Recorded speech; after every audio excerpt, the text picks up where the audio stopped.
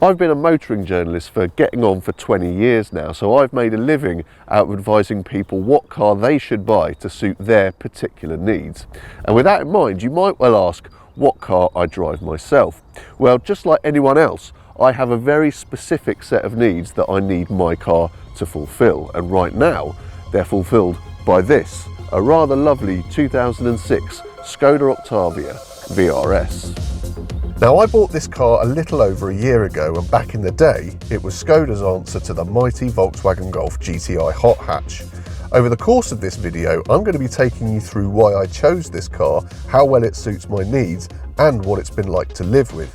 But before we kick off, here's a quick reminder to bash that like button and to subscribe to the CarGurus UK YouTube channel for lots more car videos. What's more, if you click the little bell icon, you'll automatically be notified whenever a new one goes live. So, why did I choose the Octavia vRS in the first place? Well, for a variety of reasons. First off, at the time, I found myself needing a set of wheels in a hurry. And on that score, the Octavia suited in two ways. First of all, it was cheap at a little over £2.5 grand, so I could afford to buy it out of my modest savings without the need to mess about organising finance.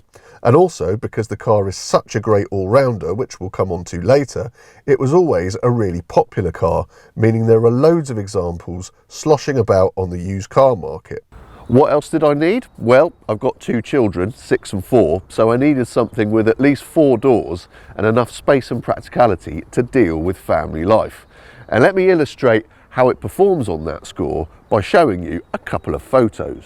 Here are my two strapped into their seats with loads of space to spare, and as you can see, the space is big enough for 6-foot idiots as well. And here's a picture of the boot, which, as I'm sure you'll agree, is massive. For comparison, this boot here belongs to my other half's Volkswagen Golf of the same vintage, which is basically the same car under the skin.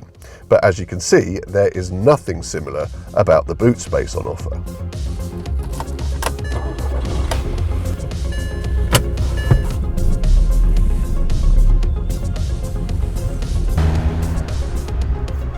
So that's what I needed, but what about what I wanted?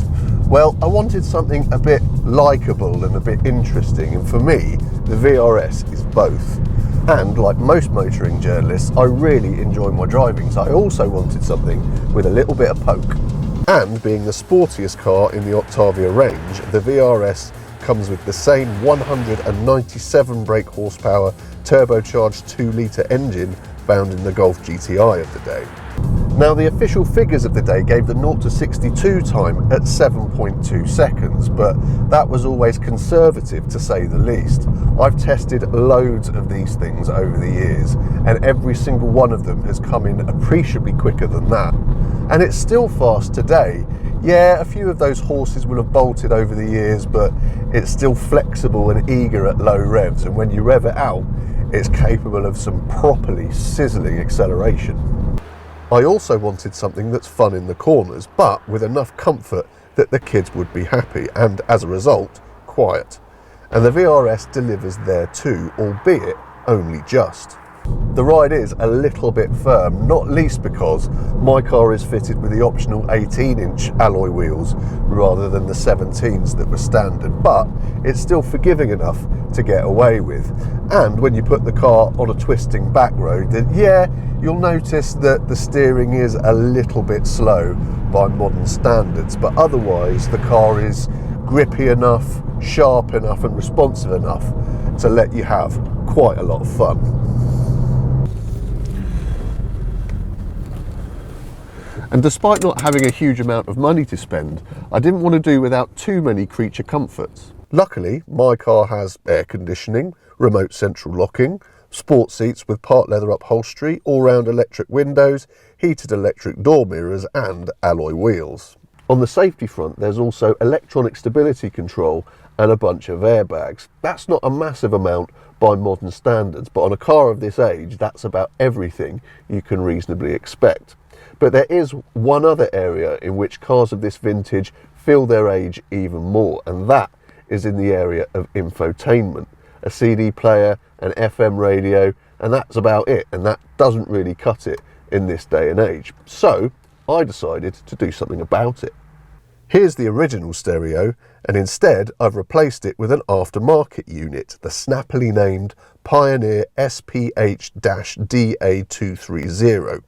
It gives me Bluetooth hands-free phone operation, digital radio, Spotify audio streaming, and a USB port to charge my phone. I've also got both Apple CarPlay and Android Auto, so I don't have to worry about changing my phone format in the future. And that also means I can use my phone's sat-nav functionality, among other apps, through the touchscreen. So, for the very reasonable sum of £312 or £402 including fitting, I've brought my car's infotainment system bang up to date, and I've given the cabin ambience a bit of a lift at the same time. And considering the age of the car, that ambience wasn't too bad to begin with.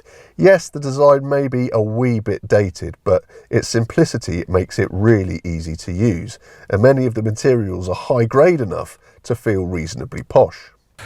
Don't get me wrong, this car is not perfect by any stretch. It's a bit noisy on the motorway, there's no cruise control, which I would have liked, and the headlights are straight up rubbish. But for the meagre amount I paid for the car, those are things that I can definitely live with. Of course, there's also a financial flip side with buying a car this old. Yes, you save a massive amount when you buy, but invariably that means it costs you more to keep it on the road. The aging engine technology means it is a bit thirsty, with an average real-world fuel consumption figure of around 28 to 30 mpg. And the correspondingly high CO2 emissions means it's also quite expensive to tax at £305 per year. And having recently booked it in for a service and MOT, which I expected to cost me about 120 quid, getting it through that MOT actually ended up costing me almost £1,000. That was due to a knackered suspension spring, a dodgy oxygen sensor, a split CV boot, and 2 faulty headlamps.